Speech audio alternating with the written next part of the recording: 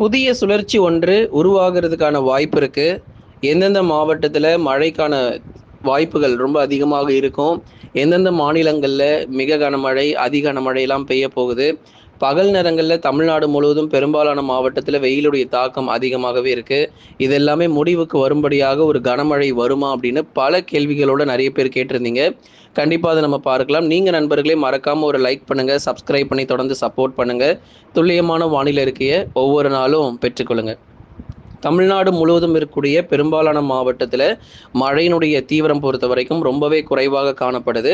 ஆனாலும் இந்த ஜூன் இறுதியில கடைசி 7 நாட்களுக்கு நல்ல ஒரு மழை தீவிரம் நிச்சயமாக இருக்கும். கடலோர மாவட்டங்கள், உள் மாவட்டத்துல நல்ல ஒரு மழை பொழிவு வந்த பிறகு தான் இந்த ஜூன் மாதமே நமக்கு முடிய போகுது.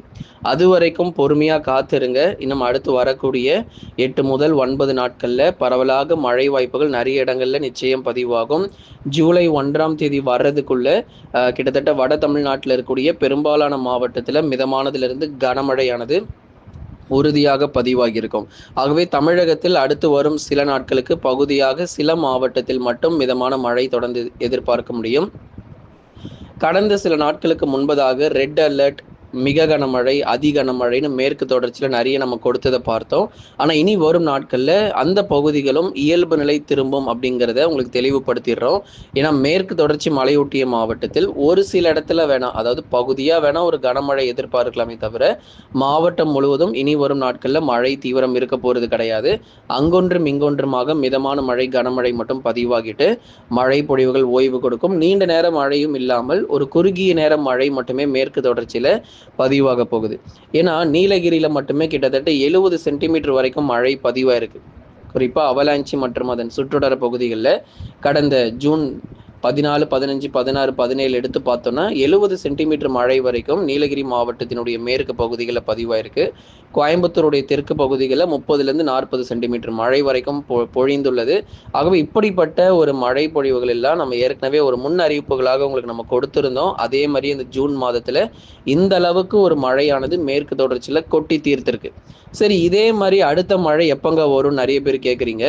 இதே மாதிரி அடுத்த மழை பொழிவு ஜூலை மாதத்துல தான், இந்த ஜூன் மாதத்துல இருக்காது, பயப்படாதீங்க. ஜூன் 30 வரைக்கும் மேற்கு தொடர்ச்சியில் ரெட் அலர்ட்டோ இல்லை வேறு ஏதேனும் கனமழை, அதீத கனமழை, வெள்ளப்பெருக்கு, நிலச்சரிவு அப்படிங்கிறது இன்றையிலிருந்து அந்த ஜூன் இறுதி வரைக்கும் நம்ம எதிர்பார்க்கவே முடியாது. மழை வாய்ப்புகள் ரொம்பவே குறைவாக இருக்கு. இயல்பு நிலையாக இருக்கும். மேற்கு தொடர்ச்சி மலையொட்டிய மாவட்டங்களில் வானிலை பொறுத்த வரைக்கும் இயல்பு நிலையாக இருக்கும். மறுபடியும் எப்போ இந்த பருவமழை ரொம்ப தீவிரமாகும்னா ஜூலை மாதத்தினுடைய 2வது வாரத்தில் மீண்டும் பருவமழை பொறுத்தவரை தீவிரமாக போகுது. அதனாலதான் நீங்க ஒவ்வொரு நாளும் வானிலை அறிக்கையை கேளுங்க அப்படின்னு சொல்றது. டேட் நோட் பண்ணிக்கோங்க. ஜூலை 2வது வாரத்தில் மீண்டும் பருவமழை தீவிரமடைந்து நீலகிரி, கோயம்புத்தூர், தேனி, தென்காசியில மறுபடியும் பலத்த மழை பொழிவு கண்டிப்பா பதிவாகும். ஏன்னா நமக்கு செப்டம்பர் 15, 20 வரைக்குமே இந்த பருவமழை தொடர்ந்து நீடிக்க போகுது.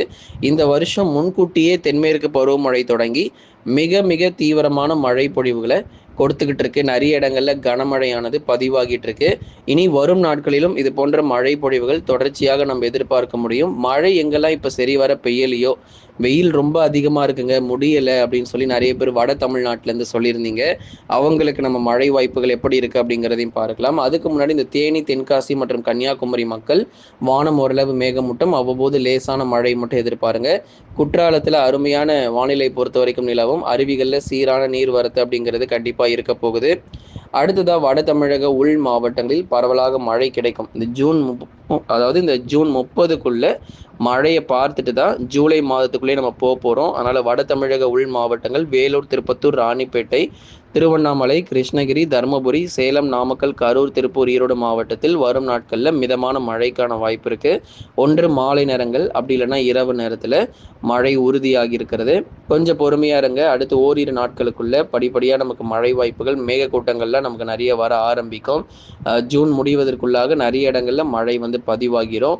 வெயில் இந்த அளவுக்கு ரொம்ப அதிகமாக இருக்குன்னு சொல்லி கவலைப்படாதீங்க. மழை வாய்ப்புகளும் 2 மடங்கு நமக்கு காத்திருக்கிறது. அதே போலதான் நம்ம கடலோர மாவட்டங்களிலும் சென்னை, திருவள்ளூர், காஞ்சிபுரம், செங்கல்பட்டு மாவட்டத்தில் அதில் குறிப்பாக எங்கே ரொம்ப அதிகமான வெயில் அப்படின்னா காஞ்சிபுரத்தில் 38 டிகிரி செல்சியஸ் அப்படிங்கிறது பதிவாயிட்டு இருக்கு. நிறைய பகுதிகள் வட தமிழ்நாட்டில் இன்னும் நிறைய மாவட்டங்களில் 37 டிகிரி செல்சியஸ் ஆகவும் வெப்பம் பதிவாயிட்டு இருக்கு. கொஞ்சம் உணரக்கூடிய வெப்பநிலை வந்து அதிகமாக தாங்க இருக்குது பகல் நேரங்களில். ஆனாலும் மழை பொழிவுகள் பலத்த சூறாவளி காற்றுடன் கூடிய இடி மின்னலுடன் கூடிய கனமழை விரைவில் நமக்கு வரும். எல்லா நாளுமே இதே மாதிரியே வெயிலாகவே இருந்துட போகிறதில்ல. இந்த ஜூன் முடியறதுக்குள்ள ஒரு நல்ல மழை பொழிவு எல்லா இடத்துலையும் பதிவாகிட்டு தான் நம்ம ஜூலைக்குள்ளே போவோம். அதனால் அடுத்து வரக்கூடிய 10 நாட்களும் கொஞ்சம் உஷாராகவே இருந்துக்கோங்க. வட தமிழ்நாட்டில் இருக்கிறவங்க, அதான் வட தமிழ்நாட்டினுடைய உள் மாவட்டங்கள், வட தமிழக கடலோர மாவட்டங்கள், கடலூர், விழுப்புரம், புதுச்சேரி மற்றும் காரைக்கால், கள்ளக்குறிச்சியிலும் இனி வரும் நாட்களில் மிதமான மழைக்கான வாய்ப்பு உறுதியாகி இருக்கு. சரி, அடுத்தது அந்த டெல்டா மாவட்டங்கள்ல என்னதாங்க ஆச்சு அப்படின்னா, உங்களுக்கு காவிரியிலிருந்து வரக்கூடிய அந்த நீர் வரத்து அதிகரித்து மேட்டூர்லாம் நிரம்பி மேட்டூர்லேருந்து திறக்கப்படக்கூடிய நீரின் அளவும் அதிகரித்து உங்களுக்கு அப்படிதான் உங்களுக்கு வெள்ள அபாய எச்சரிக்கை காத்துக்கிட்டு இருக்கு. காவிரி கரையோர மக்களே உஷாரா இருந்துக்கோங்க. கர்நாடகாவில் பெய்து வரக்கூடிய மிக கனமழை மற்றும் அதி கனமழை காரணமாக அங்க நீர் திறப்பு அப்படிங்கிறது உறுதியா அதிகரிச்சிருவாங்க. அதுக்கப்புறம் மேட்டூரும் வேகமா நிரம்பிடும். அதுக்கப்புறம் மேட்டூர்ல இருந்து உபரி நீர் வந்து அப்படியே வரக்கூடிய முழு உபரி நீரையும் அப்படியே திறக்கிறதுனால காவிரி கரையோர மக்கள், தஞ்சாவூர் ஆகட்டும், திருவாரூர் ஆகட்டும், நாகப்பட்டினம், திருச்சிராப்பள்ளியில் இருக்கக்கூடிய காவிரி கரையோர பகுதிகள் இருக்கிறவங்க எல்லாருமே கொஞ்சம் எச்சரிக்கையாக இருந்துக்கோங்க. ஏன்னா நமக்கு வந்து 50,000 கன அடிக்கு மேலே நமக்கு வந்து நீர் திறப்பு அப்படிங்கிறது உறுதியாக இருக்கும். ஏன்னா அந்த அளவுக்கு பருவமழை நமக்கு வந்து ரொம்ப தீவிரமாக இருக்குது. 50,000லேருந்து 1,00,000 கன அடி வரைக்கும் நீர் திறப்புகள் இந்த வருஷம் எதிர்பார்க்கலாம். அந்த அளவுக்கு தென்மேற்கு பருவமழையும் ரொம்ப அதிகமாக இருக்குங்கிறதுனால டெல்டா மாவட்ட மக்களுக்கு வந்து மழையினால எச்சரிக்கை கிடையாது. இது போன்ற அணை பகுதியிலிருந்து அதிக அளவு நீர் திறப்பு இருக்குங்கிறதுனால அந்த கரையோர மக்கள், அந்த கரையோர வசிக்கிற இடங்கள் முழுவதுமா தண்ணீர் சூழ்ந்து விரைவில் காணப்படும். அந்த அளவுக்கு நமக்கு மேட்டூர்லேருந்து வரக்கூடிய நீர் திறப்பும் அதிகமாக இருக்கும். அதனால டெல்டா மக்கள் இதில் தான் நீங்கள் ரொம்ப அலர்ட்டாக இருக்கணும். மற்றபடி உங்களுக்கு மழையினால எந்த ஆபத்தோ பாதிப்போ எதுவும் இல்லை, இயல்பாக இருக்கும். தென் மாவட்ட பகுதிகள் மதுரை, திண்டுக்கல், விருதுநகர், சிவகங்கை, ராமநாதபுரம், தூத்துக்குடி, திருநெல்வேலி, கன்னியாகுமரி இது போன்ற பெரும்பாலான இடங்களில் வானம் ஓரளவு மேகமூட்டமும் பகுதியாக லேசானதிலிருந்து மிதமான மழை இந்த ஜூன் முடிவதற்குள்ளாக பகுதியாக விட்டு விட்டு நமக்கு மழைக்கான வாய்ப்பு தென் மாவட்டத்திலும் சில இடத்துல எதிர்பார்க்க முடியும். அடுத்ததாக கர்நாடகா மற்றும் மகாராஷ்டிராவில் கனமழை தொடர்ந்து நீடிக்க போகுது. ஏன்னா அங்கே வந்து மழை கண்டிப்பாக ஓய்வே கிடையாது. கேரளாவில் கொஞ்சம் மழை ஓய்வு கொடுத்துருக்கு. மிதமானதுலேருந்து கனமழை மட்டும் கேரளாவில் எதிர்பார்த்தா போதும். ஆனால் கர்நாடகாவில் தொடர்ந்து மிக கனமழை பதிவாகும். மகாராஷ்டிராவிலும் மிக கனமழை தொடர வாய்ப்பு இருக்குது. மேற்கு வங்கம் மற்றும் அஸ்ஸாம் மாநிலங்களில் தொடர்ந்து அதி கனமழை கூட எதிர்பார்க்கலாம். ஒரு சில இடங்களில் அதி கனமழையும் பெரும்பாலும் வந்து மிக கனமழை பதிவாகிறோம். ஒரு சில இடத்துல, அதாவது ஒரு சில இடத்துல அதி கனமழையும் பெரும்பாலான பகுதிகளில் மிக கனமழையும் அஸ்ஸாம் மற்றும் மேற்கு வங்கத்திலும் எதிர்பார்க்க முடியும். ஆகவே இந்த மாநிலங்கள் போகிறவங்க கொஞ்சம் உஷாராகவும் இருந்துக்கோங்க. ஏன்னா இங்கேயும் நமக்கு வந்து அதிக மழை பொழிவு இருக்கு. தென்மேற்கு பருவமழை பொறுத்தவரை குறிப்பிட்ட ஒரு 5 முதல் 6 மாநிலங்களில் மட்டுமே இப்போ தீவிரமாகிட்டு இருக்கு. கண்டிப்பாக அடுத்தடுத்த மாதங்களில் இன்னும் பல்வேறு மாநிலங்களில் இன்னும் அந்த தெலுங்கானா மாநிலங்கள், தெலுங்கானா, வடக்காந்திரா போன்ற இடங்கள்லாம் அடுத்த மாதத்தில் நமக்கு ரொம்ப தீவிரமாக இருக்கும். இப்பொழுதே நீங்கள் முன்னெச்சரிக்கையாக இருந்துக்கோங்க. லைக் பண்ணுங்கள், மறக்காமல் சப்ஸ்கிரைப் பண்ணி தொடர்ந்து சப்போர்ட் பண்ணுங்கள்.